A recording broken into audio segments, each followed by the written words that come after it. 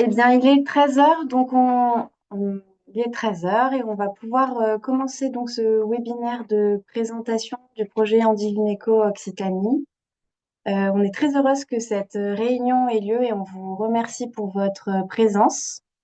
Un point technique avant de se lancer dans ce webinaire, c'est une réunion dont la durée est estimée à 1 heure environ. Vos caméras et vos micros sont coupés d'office. Pour poser toutes vos questions, vous avez le chat et on prendra un temps en fin de réunion pour y répondre. Avant de commencer aussi, un point enfin, on va se présenter en tant qu'équipe Handigynéco. Donc moi, c'est Laurane Garcia-Cousteau, je suis chargée de projet Handigynéco. Du coup, moi, je suis Elsa Adou, je suis la sage-femme référente du projet Handigynéco. Et donc, je suis Magali Marot, je suis la directrice adjointe du projet Handigynéco, mais également du centre ressources intimes Agir et du dispositif Cap Parents, Occitanie. Voilà, et aussi pour vous dire que c'est un webinaire enregistré pour vous proposer ensuite un replay sur notre site internet. Alors, pour le déroulé du webinaire, on vous propose une introduction assurée par l'ARS et le Conseil interrégional de l'Ordre des sages-femmes. Ensuite, on prendra un temps pour vous expliquer les origines du projet Handigynéco, un temps relativement succinct cependant. On viendra au cœur du sujet en vous présentant le projet Handigynéco, de qu'est-ce qui le compose, ses interventions, les acteurs qui le composent. On aura la chance d'avoir un témoignage d'une sage-femme d'Handigynéco qui participe au projet au sein d'une autre région. On prendra le temps de vous expliquer la formation comprise dans le projet Handigynéco, à la fois en vous présentant les modalités, enfin le contenu pédagogique, pardon, et les modalités organisationnelles. On expliquera ensuite les modalités d'engagement au sein du projet Handigynéco et les dédommagements assurés par le projet. On viendra ensuite aux prochaines étapes et on vous expliquera quelles sont les démarches à suivre pour nous rejoindre dans cette aventure-là. En fin de webinaire, le RPS Sage-Femme Occitanie prendra la parole. Juste après, on prendra le temps de répondre à l'ensemble des questions qui vont être posées dans le chat. Donc vraiment, n'hésitez pas tout au long du webinaire. Et puis, on arrivera au bout de cette heure ensemble. Voilà. Donc, je laisse la parole à deux de nos interlocutrices, le docteur Céline Garink, qui est une de nos interlocutrices de l'ARS et que je remercie pour tout son accompagnement et son soutien, et aussi à Madame Sophie de Bannevas, qui est sage-femme et présidente du Conseil interrégional de l'Ordre, que je remercie aussi pour tout son accompagnement. Mesdames, je vous laisse la parole. Merci. Bonjour à toutes et à tous. Donc, j'ai le plaisir de faire l'introduction de ce webinaire. C'est un premier webinaire de lancement du projet Handigynéco en région Occitanie. Et donc, je suis ravie d'être parmi vous aujourd'hui. Je vous remercie d'avoir pris le temps de vous connecter aujourd'hui, d'avoir pris de votre temps. Nous avons l'ambition aujourd'hui de vous convaincre de rejoindre ce projet et de permettre ainsi l'accès à la prévention et aux soins courants pour des femmes en situation de handicap, souvent complexes, vivant en établissement médico-social. Ce projet est soutenu par l'ARS car l'accès aux soins, et plus précisément l'accès aux soins des personnes en situation de handicap, est une priorité du programme régional de santé. Handigynéco a trois objectifs. Je dirais que le premier, c'est celui qui concerne les femmes accueillies dans les maisons d'accueil spécialisées, les foyers d'accueil médicalisés, donc les établissements médico-sociaux, pour que ces femmes puissent bénéficier d'un suivi gynécologique tel que recommandé en population générale. Cette consultation doit permettre le repérage et la prévention, le dépistage des infections sexuellement transmissibles et des cancers gynécologiques. Mais aussi, tous les usagers de ces établissements doivent pouvoir bénéficier d'informations claires, fiables et complètes sur la santé sexuelle au travers d'ateliers. Les usagers, mais aussi les professionnels, puisque le relais doit pouvoir être possible par les professionnels qui sont responsables de l'accompagnement de ces personnes au quotidien pour pouvoir les accompagner dans leur vie affective et sexuelle. Ils ont besoin d'informations et d'être sensibilisés à tout un tas de thématiques. Nous avons aujourd'hui, dans les 5 départements qui nous concernent, 1600 femmes qui sont concernées par la mise en œuvre du projet. Les enjeux de ce projet, c'est d'aller vers les personnes en situation de handicap et les résidents des foyers d'accueil médicalisés, des maisons d'accueil spécialisées, on dit plus rapidement femmes et masses, et de permettre votre intervention dans les meilleures conditions au sein de ces établissements. Ces établissements sont des lieux de vie des personnes qui sont en situation de handicap le plus complexe. Pour cela, on s'engage à vous proposer une formation qui vous permettra l'acquisition de nouvelles compétences dans différents types de handicap et dans la communication.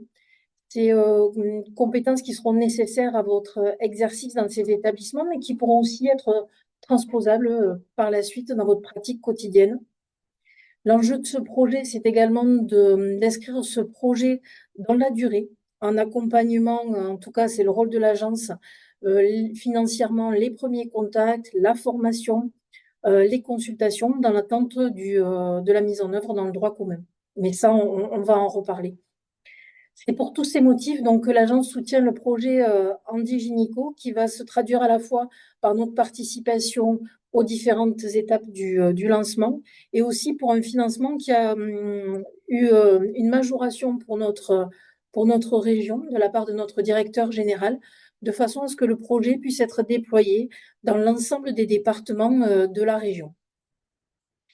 Ce financement va permettre, in fine, d'assurer votre formation, rémunérer les ateliers, la sensibilisation ou la majoration des consultations. Mais ça, l'équipe projet d'Andy Gynéco, elle va vous expliquer cela en détail. Dans ce projet, vous allez être accompagné à chaque étape par ces chargés de mission, mais aussi par l'ensemble des partenaires avec qui nous avons la chance de pouvoir mener ce projet, qui est un projet multipartenarial. Vous allez voir, tous les intervenants aujourd'hui sont révélateurs de ce partenariat, l'URPS, le RPO, l'Ordre, les associations aussi représentant les personnes en situation de handicap, les établissements médico-sociaux, leurs gestionnaires, l'assurance maladie et beaucoup d'autres acteurs concernés, les dispositifs de consultation dédiés, par exemple. Pendant ce webinaire, vous aurez toutes les réponses à vos questions concernant votre participation au projet en termes de candidature, rémunération et formation. Voilà, j'ai appris déjà trop de temps. Je laisse la parole à Madame Sophie Debanne-Navas, présidente du Conseil de l'Ordre interrégional des sages-femmes du secteur 4.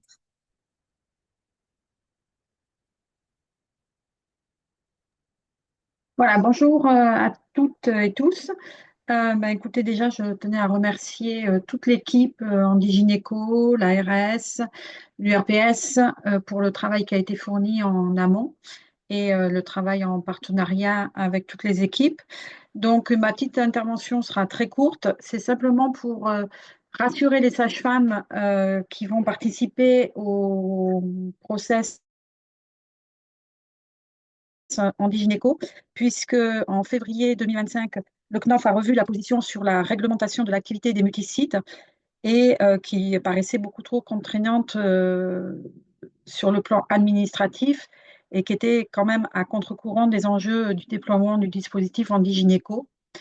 Donc, il a été décidé qu'il n'y aurait pas de nécessité de demander un cabinet multisite pour participer à ce dispositif-là, que toutes les sages-femmes libérales pourraient participer en Andy-Gynéco sans demande de multisite aux conseils départementaux.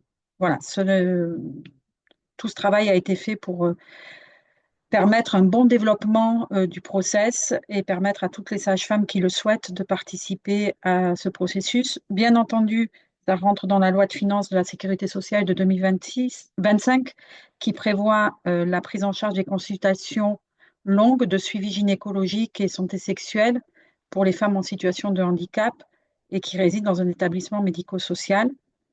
De longs échanges ont été faits avec le ministère de la Santé. Des échanges se font encore à l'heure actuelle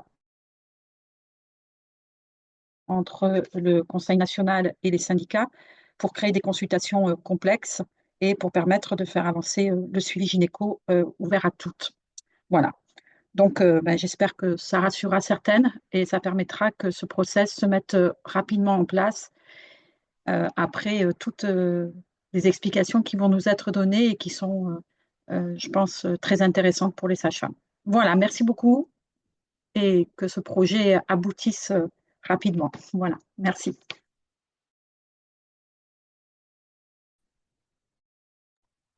Merci beaucoup, mesdames, pour ces mots d'introduction. Et je reprends la main pour en venir aux origines du projet Andivineco rapidement. Donc, le projet Andivineco, c'est un projet qui est né d'abord en Île-de-France à la suite d'une étude commanditée par l'ARS Île-de-France qui visait à diagnostiquer, à recenser les leviers et les freins d'accès aux soins gynécologiques des femmes en situation de handicap accueillies au sein d'établissements médico-sociaux. De cette étude, il est ressorti que 65% des femmes accueillies dans ces établissements ne bénéficiaient pas d'un suivi gynécologique régulier, que 75% d'entre elles n'avaient jamais eu de mammographie, que 25% d'entre elles n'ont jamais eu de frottis et que 25% d'entre elles déclaraient avoir subi des violences. À la suite de ce diagnostic, l'ARS Île-de-France donc a décidé de mettre en place des interventions directement au sein des établissements médico-sociaux pour essayer d'améliorer l'accès aux soins gynécologiques. Ces interventions, ce sont donc des consultations longues et des ateliers de sensibilisation à la vie affective, relationnelle et sexuelle, et aussi sur la prévention des violences faites aux femmes et les violences sexistes et sexuelles en général. Ces interventions-là étaient réalisées par des sages-femmes libérales qui intervenaient donc directement dans ces établissements-là. Cette première partie du projet a dû s'arrêter notamment à cause du Covid, mais le déploiement a repris en 2022, toujours en Île-de-France et aussi au sein de 2 autres régions pilotes, à savoir la Bretagne et la Normandie.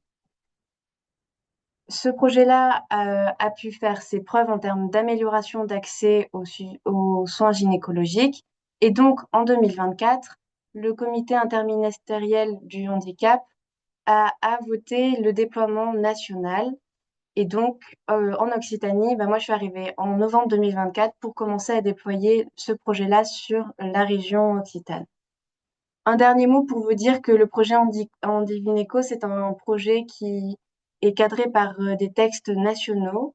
Il s'inscrit notamment sur la feuille de route nationale pour la stratégie nationale de la santé sexuelle. C'est un document qui, en fait, donne les orientations par rapport aux politiques publiques en matière de santé publique, de santé sexuelle, pardon. Et vous dire aussi que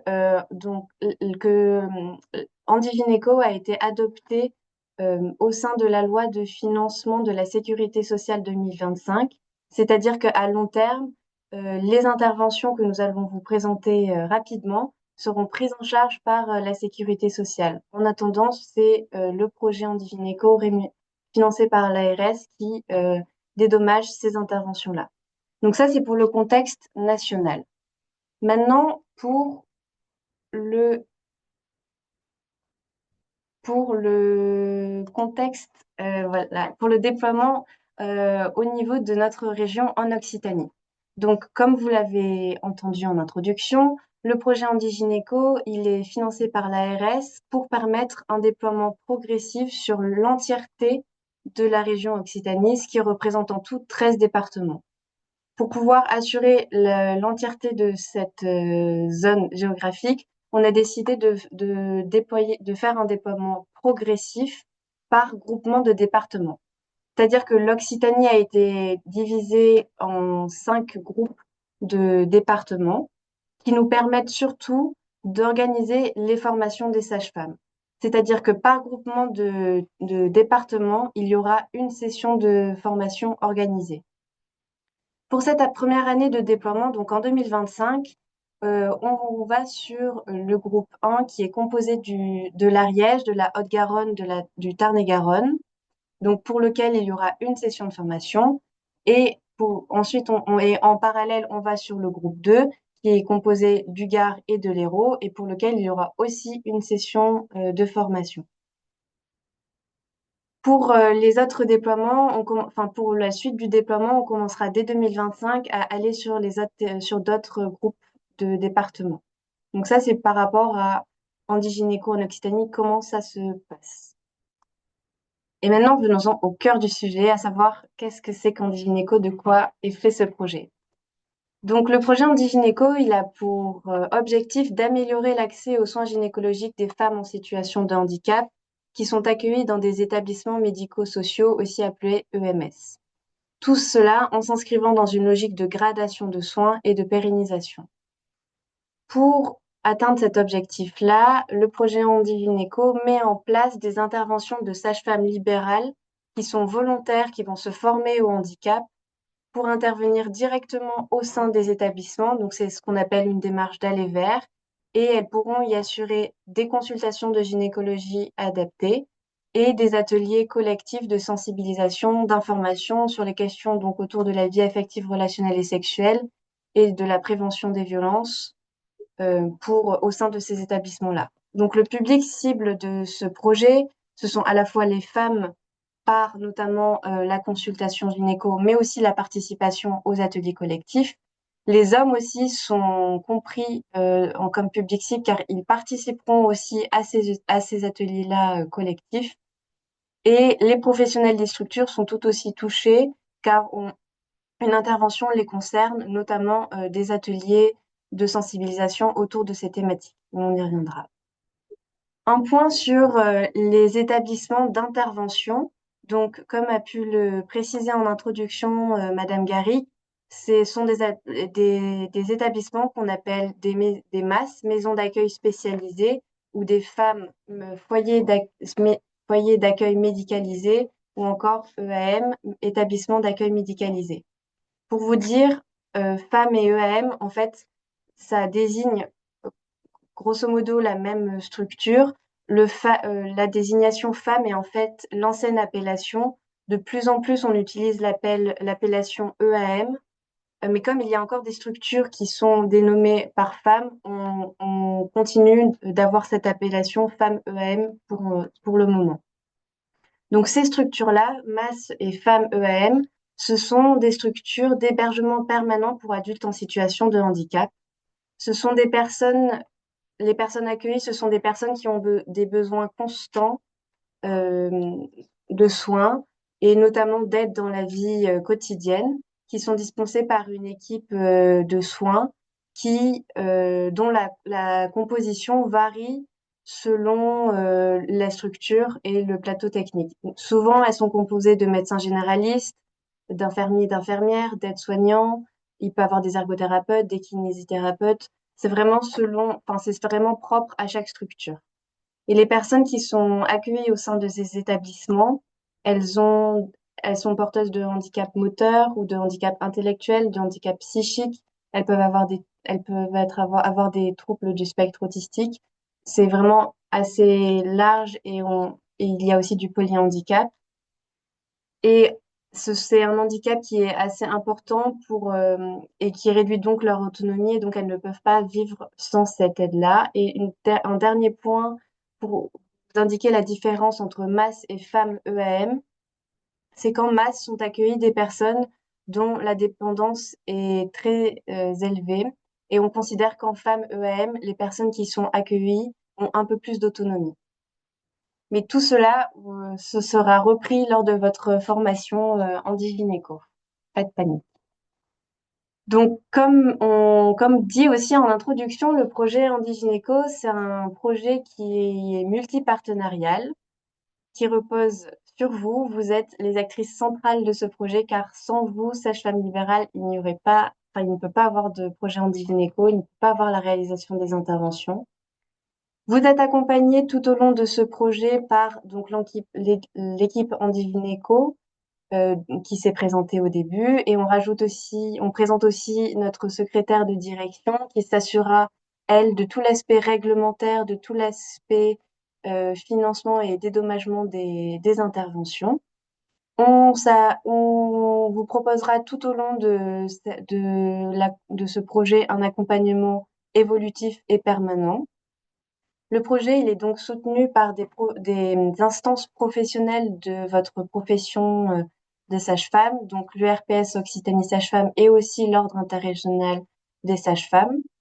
Il est financé et soutenu par l'ARS Occitanie qui, au-delà de l'apport financier, nous accompagne d'un point de vue stratégique sur l'ensemble du déploiement du projet sur la région. Et enfin, vous serez en lien directement avec les équipes des établissements médico-sociaux. Vous rencontrerez à la fois l'équipe de direction et l'équipe médico-sociale. Et au sein de chaque établissement, il y aura une personne référente du projet Handigynéco qui sera votre interlocuteur ou interlocutrice privilégiée et qui vous accompagnera pour la mise en place de toutes les actions au sein des structures. Donc, vous ne serez pas seul.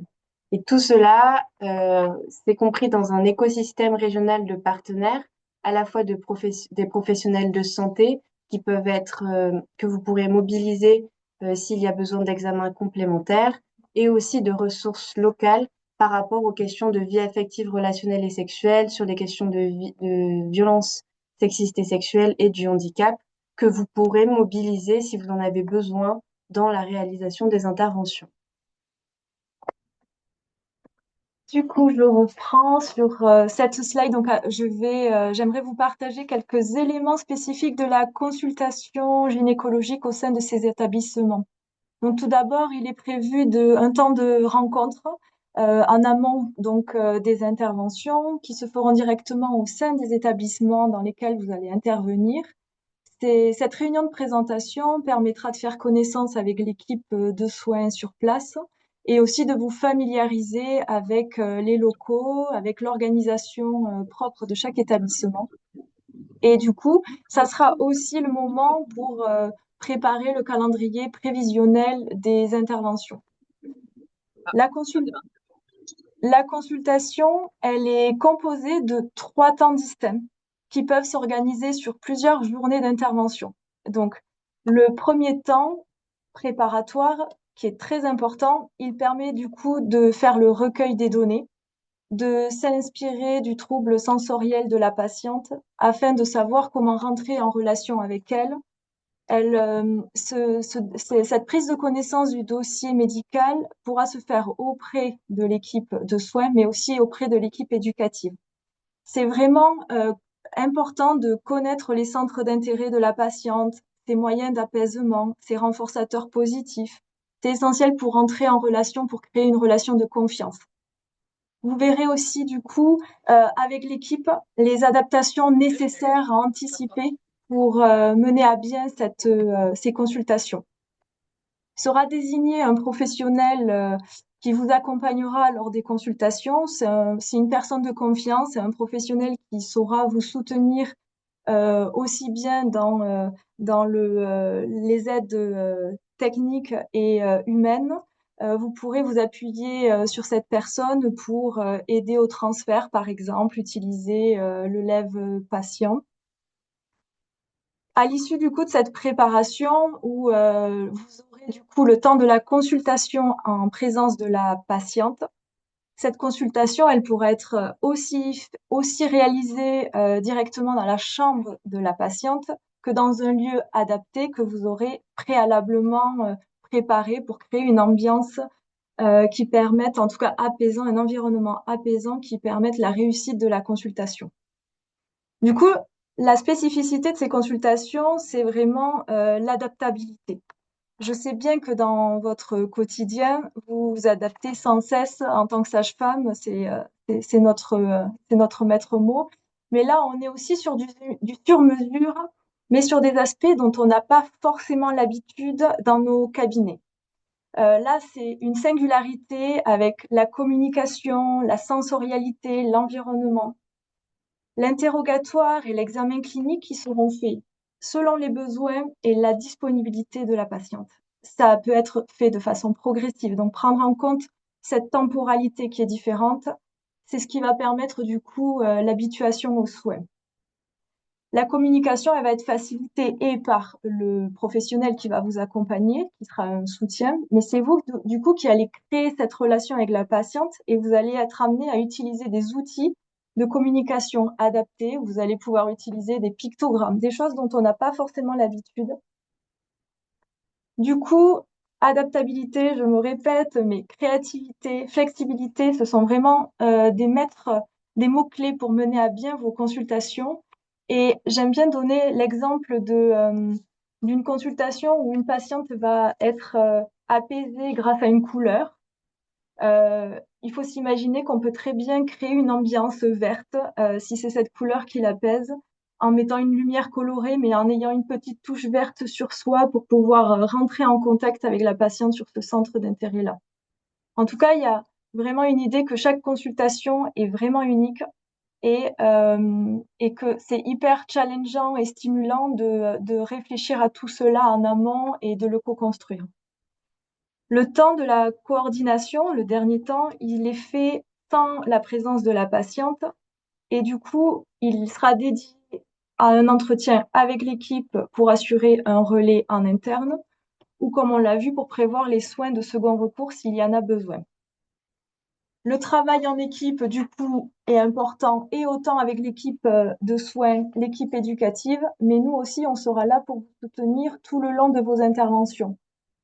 Il faut savoir que dans notre formation, on n'a pas forcément pris en compte le handicap. On n'est pas forcément formé pour cela. Mais dans la formation que l'on va vous proposer, ça a été réfléchi en tout cas pour faciliter vos interventions. Vous allez voir et comprendre les différents handicaps que vous allez rencontrer pour que vous soyez à l'aise et que vous puissiez adapter aussi votre posture. C'est quand je parlais de challengeant, c'est aussi être prêt à déconstruire tous les schémas et les habitudes avec lesquelles on exerce en cabinet.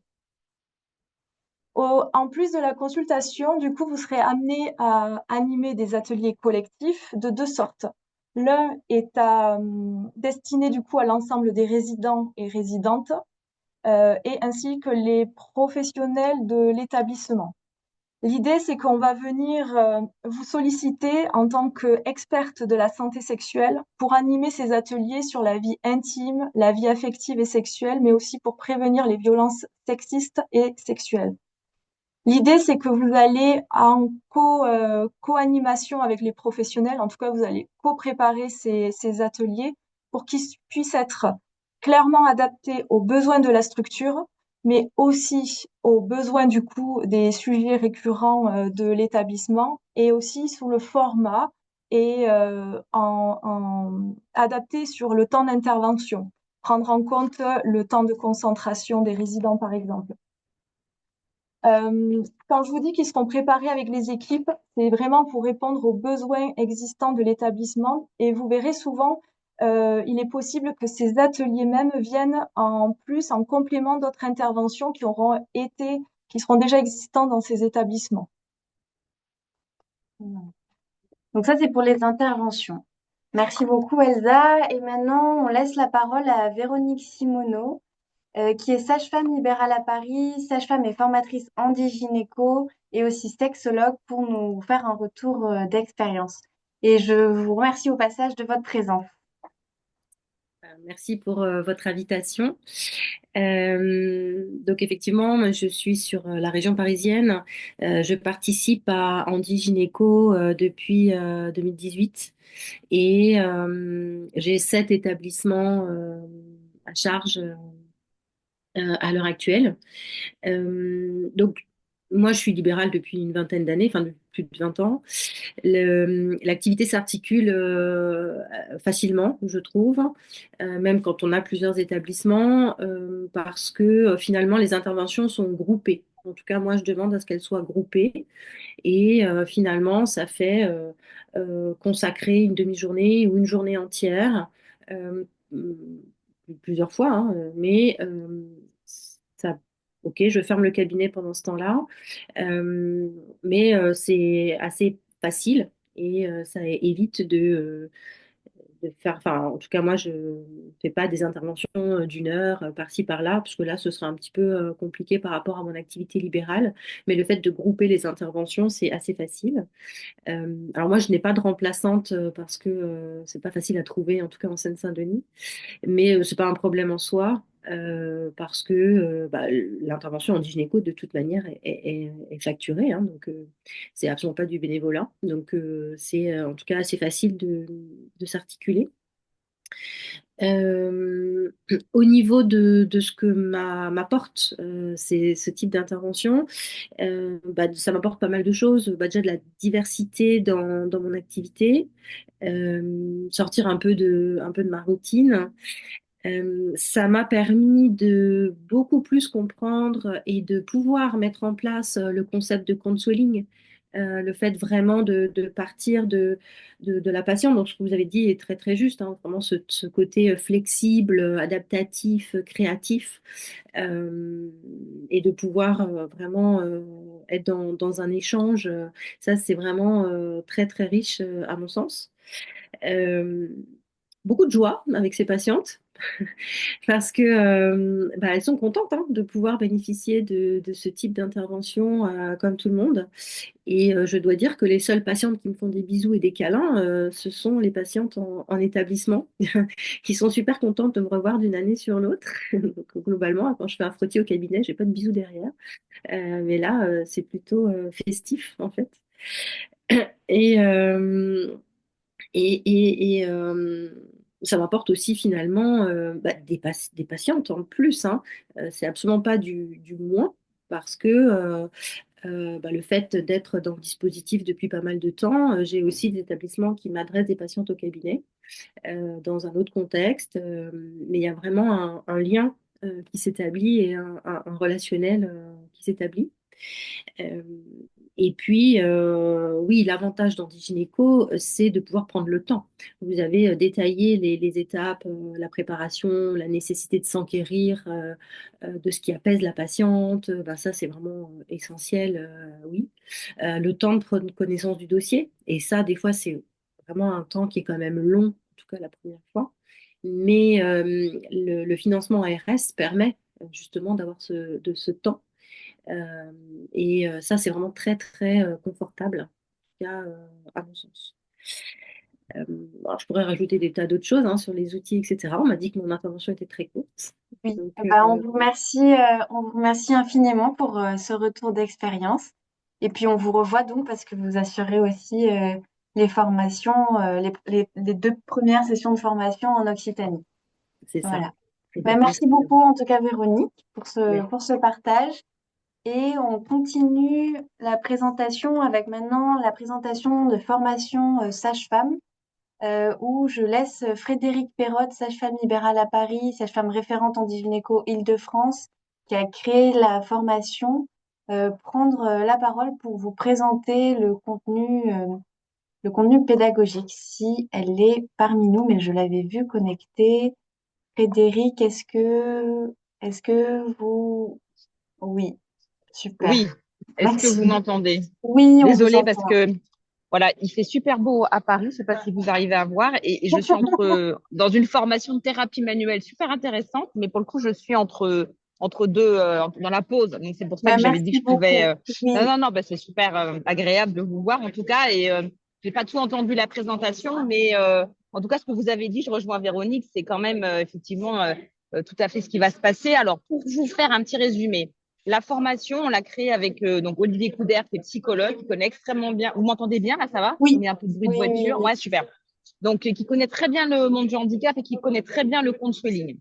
Quand on a créé cette formation, ça datait depuis ce que vous disiez Véronique, c'est-à-dire le début d'Andigynéco, qui était au démarrage encore une expérimentation et qui depuis a montré l'intérêt de le faire et donc qui est plus devenu une expérimentation, mais avec un projet, avec un financement, alors pas tout à fait pérenne parce qu'évidemment que l'ARS c'est pas toujours pérenne, mais en tout cas qui fait que on peut commencer largement ce projet sans expérimentation et puis on croise les doigts parce qu'avec la loi de financement, en tout cas, c'est passé dans le droit commun. Alors Mm. après, il va falloir mouliner pour voir un peu exactement combien ça va être financé, mais en tout cas, ça va être dans le droit commun. Donc, bien sûr que c'est extra parce que c'est aussi le début d'Antigynéco qui a fait que la suite se fait comme ça. Bref, si je reviens au début de l'histoire, 3 jours de formation. Au tout début, pareil, on n'avait mis que 2 jours, on n'avait pas mis tous les types de handicap. Vous voyez, donc on a quand même beaucoup au fil de ces 15 au moins formations qu'on a faites. Et donc, premier jour, c'est quoi Handigynéco? La présentation autour de table. C'est quoi Handigynéco? C'est quoi les chiffres d'Handigynéco?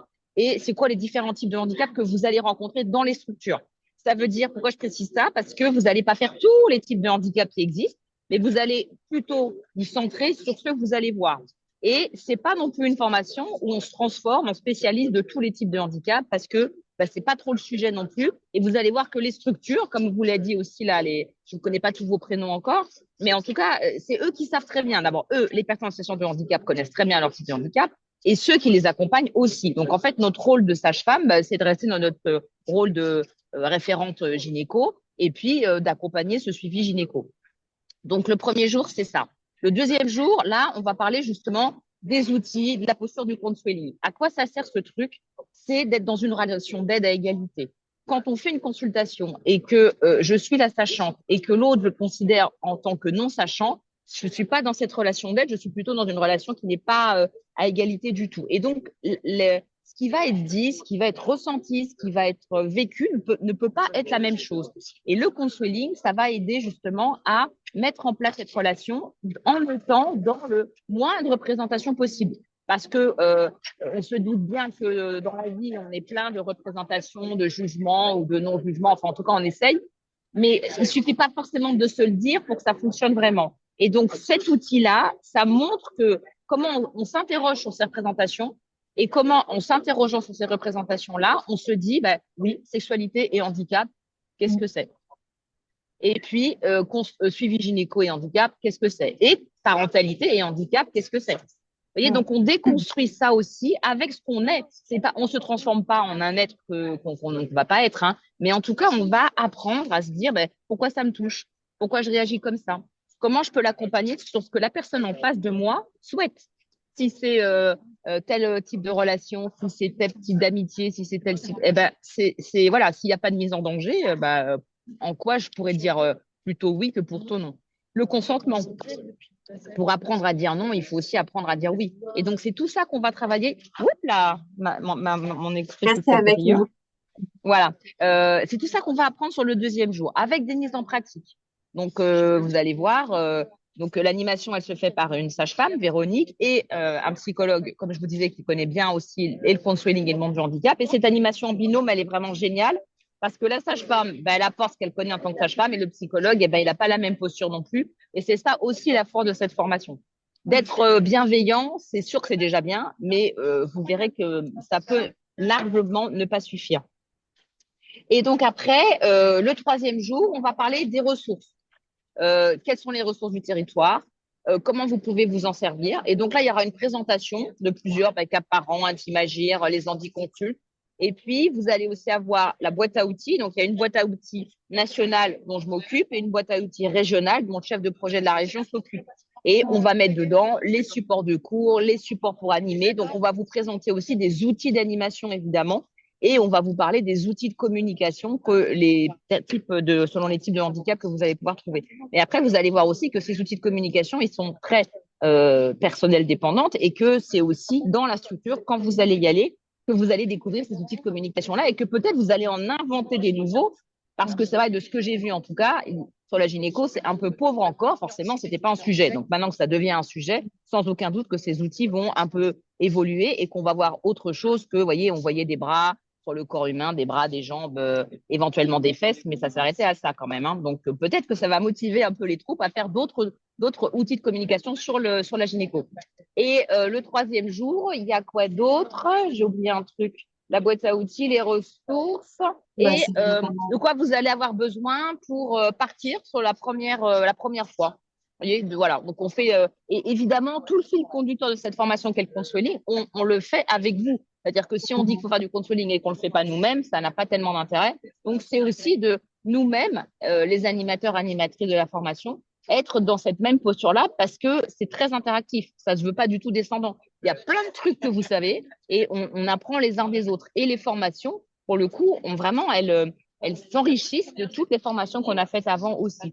Et ce que vous a dit Véronique aussi, c'est exactement ça, c'est que cet outil-là, il vous sert là pour le handigynéco, mais il sert largement, et c'est le retour des autres sages-femmes aussi, pour toutes vos consultations pour les femmes dites valides au cabinet, ailleurs, en famille, entre amis. Vraiment, ça change la vie, vous verrez, c'est passionnant. Ça change la vie de s'occuper des personnes en situation de handicap et ça change la vie d'être dans une posture où on n'a pas une obligation de résultat, mais par contre, on a une obligation de redonner de l'estime de soi à l'autre. Et dans le monde du handicap, c'est un besoin puissance 10. Ben, merci beaucoup, Frédéric, pour cette explication. J'espère que ça a donné envie aux sages-femmes qui nous écoutent. J'espère. Parce que, en tout cas, moi, ça me donne envie. Je suis pas sage-femme, malheureusement, je peux pas participer, mais ça aurait été avec une grande joie. Donc, je Alors, je vois reprends. qu'il y a une question, ouais, il y a une question sur le consentement. Vous verrez aussi en fonction, tutelle, curatelle, avec mission Oui, de représentation, mission d'assistance. En tout cas, il y a uniquement les personnes qui vont être sous tutelle avec mission de représentation où on est censé demander l'avis du tuteur pour la consultation gynéco. Vous voyez, donc ça restera quand même beaucoup. Et normalement, on n'a pas à demander. Après, vous allez voir aussi dans les structures comment ça fonctionne. Si ils sont à peu près au fait de tout ça, ils vont pas vous demander forcément l'avis. En tout cas, des curateurs, pas besoin de demander. Hein. Donc voilà, ça c'est la loi. Et après, s'ils sont ceinture et bretelles et que vous allez peut-être pas faire tout de suite le branle-bas de combat, vous allez un peu vous adapter à ce qu'ils vont vous dire. Mais en règle générale, ça se passe plutôt bien et les gens sont pas contre la consultation gynéco à partir du moment où on va l'expliquer. Surtout si on explique, comme on vous l'a dit, que la consultation gynéco, c'est pas forcément frottis, toucher vaginal et spéculum. Si on dit que c'est un examen pour parler de la vie amoureuse, de la sexualité, de l'intimité, voyez, c'est un entretien, ce qui est la vérité en plus, hein, je mens pas en disant ça. Et déjà, ça rassure aussi et les parents et les tuteurs, quand des fois c'est pas les mêmes d'ailleurs. Donc en tout cas, la loi, elle est plutôt à dire, même si la personne, vous avez l'impression qu'elle n'est pas capable de donner un consentement, en tout cas, il faut le rechercher de manière systématique. Ça, c'est ce que la loi dit maintenant aussi. Donc ça, c'est assez clair. Et qu'on demande l'avis uniquement du tuteur avec mission de représentation pour la consultation gynéco. Et que vraiment, c'est important de rechercher le consentement. Et un autre truc aussi auquel je pense qui est vraiment hyper important, c'est qu'on a l'insensation des fois dans des groupes que les gens vont pas vous comprendre parce qu'ils ne parlent pas, parce qu'ils communiquent pas, en tout cas pas comme nous, quand on est verbalisant comme moi, je parle 10 fois trop vite. Et en même temps, on se rend compte qu'ils comprennent extrêmement bien. Et en fait, c'est cette dichotomie-là qu'on apprend aussi dans la formation en se disant que vraiment, c'est génial parce que les personnes qui font des ateliers et les pros qui participent, qui vous disent «Oh, mais c'était génial, ils ont été super contents». Je me rappelle juste d'un truc quand j'ai prononcé le mot clitoris pendant un atelier et qu'une a souri, elle a très bien compris ce que je disais et elle disait pas un mot. Voyez, donc vraiment c'est des choses, c'est ça qu'il faut déconstruire. Essayer de se jeter dans la mer et d'apprendre à nager ensemble et voilà, quoi qu'il se passe, vous n'êtes pas seul et on sera toujours là pour vous aider. totalement. Ben, merci beaucoup, Frédéric, et je vais Merci à devoir vous. continuer. Oui, pardon. Pas de souci, mais merci Je vous infiniment. laisse pour J'espère que reprendre. Voilà. Et je pense que ça a n'hésitez donné pas s'il y a des envie. questions.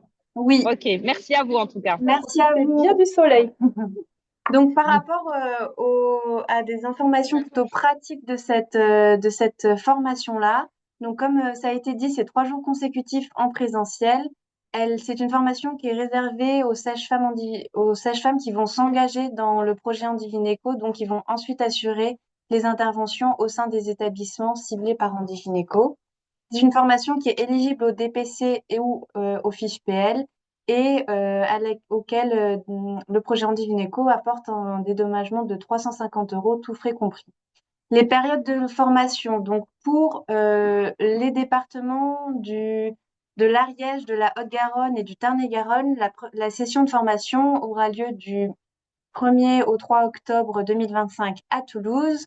Pour les sages-femmes du Gard et de l'Hérault, la session de formation aura lieu, elle, au mois de janvier, du 19 au 21 janvier 2026 à Montpellier. Et par session de formation, il y a 16 places. Pour pouvoir y participer, donc, il faut être sage-femme libérale, il faut s'engager dans le projet Handigynéco, il faut avoir des compétences en gynécologie, donc soit avoir un diplôme après 2010 ou avoir suivi en plus des formations complémentaires de suivi gynécologique. Et il faut aussi avoir signé la convention que la convention Handigynéco.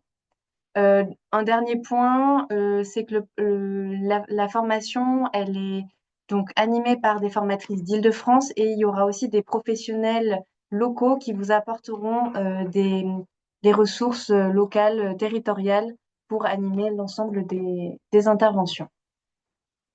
Venons-en maintenant aux modalités d'engagement et de dédommagement prévues par le projet Handigynéco. Donc, concernant les modalités administratives, si vous vous engagez dans le projet, si vous rejoignez l'équipe, dans ce cas-là, vous signerez une convention entre vous et nous qui assurera donc le fait que vous participiez à la formation, qui est gratuite, obligatoire et dédommagée, et qui écrira aussi le fait que vous intervenez au sein de 3 établissements à proximité, soit de votre lieu d'exercice, soit de votre lieu de domicile. Ça, ce sera déterminé avec Elsa. Concernant les dédommagements des actions, donc pour chaque intervention qu'on vous présente là, vous serez dédommagé par le projet Handigynéco. Donc il y a une réunion de présentation, il y en a une par établissement. C'est une réunion qui va permettre voilà, de prendre connaissance des lieux. Je vous accompagnerai lors de cette réunion. La durée est environ estimée à 1h30 et elle sera dédommagée à hauteur de 80 euros. Pour les consultations longues, on a pensé à une compensation car comme vous l'a expliqué Elsa, la consultation, elle peut être faite en plusieurs fois, il peut y avoir plusieurs moments. Et donc, pour l'ensemble de ces moments-là, nous, on vous apporte un dédommagement à hauteur de 52 euros qui sera facturable une fois par femme. Aussi, juste revenir sur le nombre moyen par établissement que vous voyez inscrit à l'écran qui est 20. En fait, c'est hyper variable selon la composition des établissements. C'est-à-dire que dans certains établissements, il va y avoir beaucoup de femmes, dans d'autres, ce sera une minorité. Donc, ce sera vraiment au cas dépendant et aussi selon le besoin des femmes, parce que peut-être certaines déjà ont des suivis gynéco, d'autres n'en ont pas. Donc ça, tout ça, en fait, ce sera discuté notamment lors de la réunion de présentation. Enfin, concernant les ateliers pour les résidents et résidentes, il y en aura 3 par établissement. La durée estimée est environ de 2 heures. Dans ces 2 heures, on comprend à la fois le temps de préparation en amont, le temps d'installation et aussi le temps d'animation qui variera vraiment selon, comme on a pu vous le dire, la capacité de concentration des personnes. Et pour chaque atelier, on serait dédommagé à hauteur de 100 euros. Enfin, pour les ateliers pour les professionnels, le nombre, vous en assurerez 2 par établissement, pardon. L'heure estimée et la durée estimée au total par atelier est de 3 heures. Donc là aussi, on comprend le temps de préparation, les discussions, et ce sera 3 heures à organiser avec l'établissement. Et pour chaque atelier, vous serez dédommagé à hauteur de 150 euros.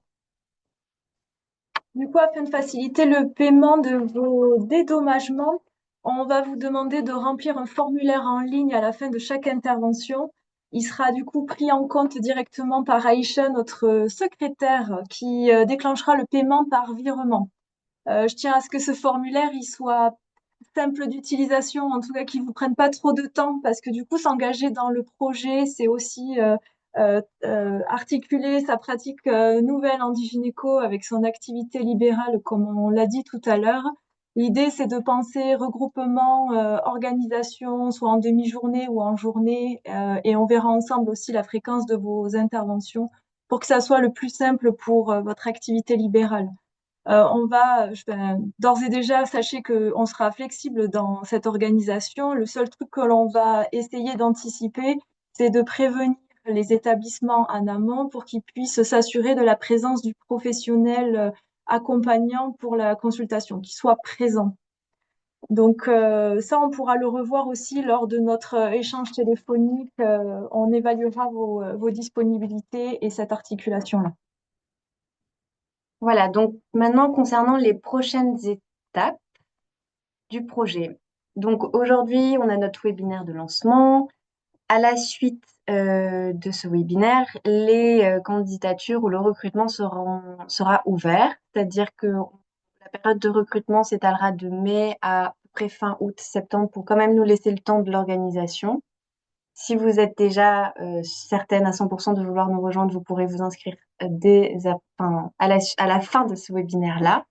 En parallèle, nous, on va recruter les établissements en proximité et on essaiera d'organiser avec vous les rencontres. La première session de formation donc, aura lieu à Toulouse en octobre.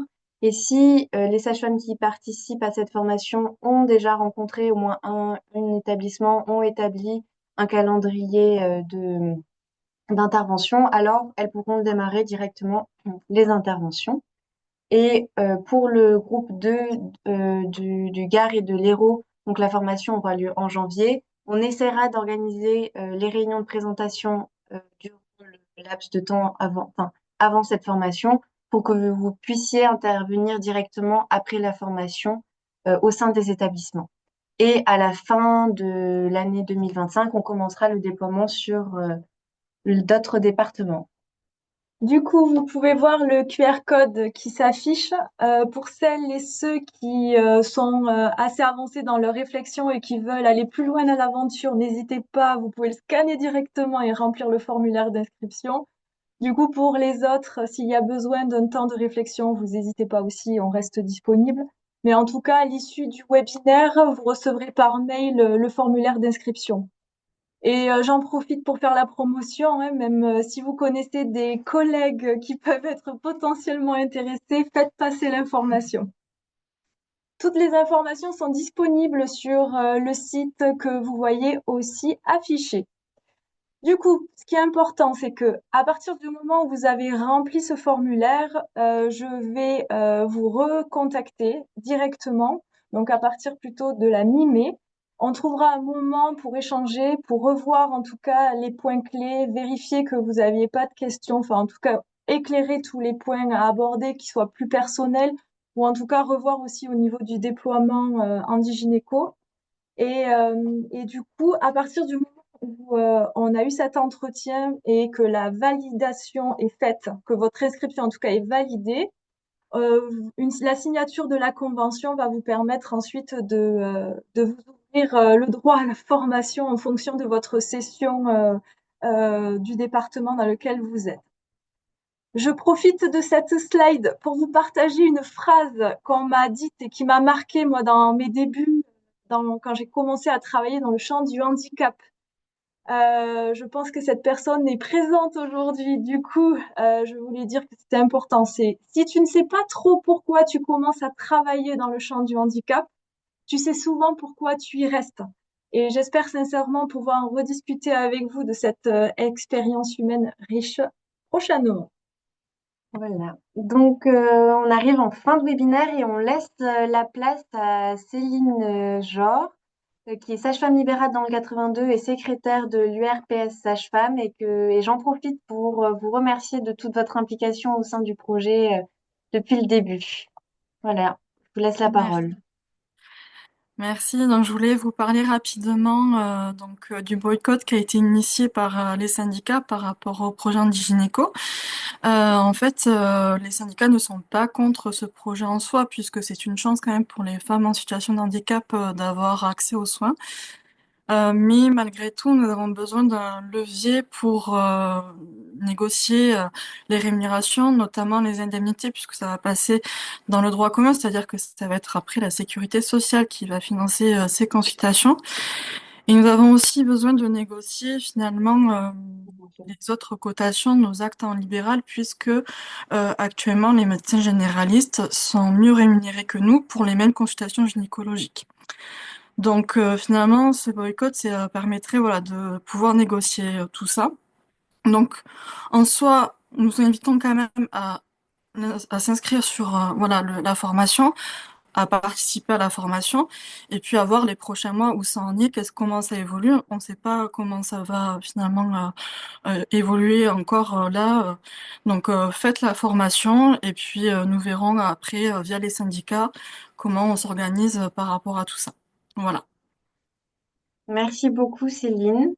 Et donc, on va prendre un court temps parce qu'on arrive rapidement à 14 heures pour répondre à l'ensemble des questions qui ont été posées, ou peut-être pas l'ensemble, selon le temps que l'on a. Sachez aussi que lorsqu'on vous enverra le mail avec le formulaire d'inscription et le replay et le lien pour le replay, on formalisera au sein d'un document l'ensemble des questions que vous nous avez posées, auxquelles on apportera donc des réponses détaillées écrites. Mais déjà, on peut commencer par certaines questions qui nous sont parvenues. Donc, on nous demande comment fait-on si on a utilisé tout notre DPC ou FISPL? Eh bien, pour cette question-là, effectivement, nous, on apportera le dédommagement à hauteur de 350 € pour toute sage-femme et on ne pourra pas aller au-delà. Les sages-femmes en centre de PMI peuvent-elles participer à cette formation? Alors, pour l'instant, on va privilégier les sages-femmes libérales, malheureusement, sachant que cette formation, elle a quand même objectif de perdurer dans le temps et au fur et à mesure, s'ouvrir à d'autres sages-femmes, dont sages-femmes salariées, PMI, hôpital, hospitalière. Donc ça, ce sera dans un autre temps, mais là, pour ces 2 premières sessions de formation, ce sera malheureusement réservé uniquement à des sages-femmes libérales. Pardon. Est-ce qu'on facture avec la carte vitale de la patiente? Oui, pour chaque consultation, vous passerez la carte vitale et donc vous aurez le tarif conventionnel de la sécurité sociale. Y a-t-il des indemnités kilométriques en plus du forfait? Oui, qui seront pris en charge. On est encore en négociation avec la CPM, mais soit la CPM, soit nous. Et quid des sages-femmes diplômées avant 2010? Oui, ça, j'ai pas été claire, Elisabeth. Oui. C'est par rapport aux compétences gynécologiques et à la formation initiale. L'idée, c'est d'avoir suivi des formations supplémentaires pour avoir des compétences en gynécologie pour celles qui sont diplômées avant 2010. Voilà, j'espère avoir répondu à votre question, mais ça ne veut pas dire on refuse les femmes avant 2010, c'est faux, c'est pas faux. ça. C'est juste que dans les compétences justifiées d'une formation en gynéco. Et on nous dit, et on le sait, c'est dommage que les formations de Toulouse se déroulent au même moment qu'Infogym. Oui, mais malheureusement, c'est une question on est contraint par la mobilisation de certains intervenantes, et aussi de la disponibilité des formatrices d'Île-de-France. Voilà, on n'a pas pu faire autrement. Est-ce qu'il y a d'autres questions ou... Je crois qu'on a tout abordé puisque Frédéric Perrotte avait répondu. Frédéric Perrotte avait déjà à répondu. la question du consentement. Oui. Donc, non. Comment savoir quels établissements sont à proximité? Je travaille en milieu rural. Alors ça va être plutôt notre rôle à nous d'identifier les établissements qui seront à proximité, sachant que, comme on a pu vous le dire, les frais kilométriques seront pris en charge. Donc, il y aura un dédommagement pour cela. Mais le but, c'est quand même que ce soit le moins contraignant pour vous et que ce soit le plus... que les établissements soient le plus proches. Mais ça, ce sera notre rôle de les identifier. Une autre question, à quoi s'engage-t-on quand on signe la convention? Combien de temps, en journée, par an, peut-on partir si on change d'avis? Doit-on rembourser la formation? Alors, ça fait beaucoup de questions d'un coup. Alors, à quoi on s'engage quand on signe la convention? On s'engage au fait de participer à Handigynéco, donc c'est-à-dire de suivre la formation pour ensuite intervenir au sein des établissements. Concernant l'organisation, en fait, ça, ce sera vraiment propre à vous, comme a pu l'expliquer Elsa, et aussi à l'organisation des établissements. Vous allez convenir, lors de cette première réunion de présentation, un calendrier des interventions va être établi, et ça, ce sera selon vos disponibilités et celles des établissements. J'ai pas insisté pour pas reprendre Véronique, mais c'est regroupement des consultations, du coup, soit en demi-journée ou en journée, pour pas vous faire vous déplacer pour 1 heure, on est d'accord. Après, sur la fréquence des interventions, que ça soit 1 fois par mois ou 1 fois par trimestre, tout ça, on le verra ensemble en amont. Et concernant Concernant cette convention, en fait, elle vous engage pour intervenir au sein des 3 établissements et assurer l'ensemble des interventions qu'on vous a proposées. Et c'est aussi une convention pour nous parce du coup, ça s'engage à vous rémunérer ces interventions-là. Comme on a pu le dire, il va avoir l'application de la loi de la sécurité sociale qui donc permettra de continuer ces interventions-là, mais elles seront prises en charge par la CPAM. Donc pour l'instant, c'est vraiment une convention de, je sais pas si, enfin, oui, de 1 an, de vraiment réaliser la totalité des interventions au sein de vos 3 établissements auxquels vous serez appareillés. Voilà. Dans tous les cas, on reviendra avec ces questions vers vous, on les formalisera, on apportera plus de réponses. Vous aurez un document joint au mail. Et donc, on va conclure ce webinaire en vous remerciant infiniment de votre présence. Sachez aussi qu'on reste disponible en tant qu'équipe Handigynéco. Si vous avez encore des besoins d'informations, des questions, si vous voulez échanger avec nous, on sera vraiment ravis de prendre ce temps de discussion. Et puis, on espère vous retrouver nombreuses et nombreux autour de ce projet qui nous tient particulièrement à cœur. Donc, merci infiniment et puis on vous souhaite une bonne fin de journée. Merci à Merci à toutes et à toutes et tous. À bientôt. Au revoir. Au revoir.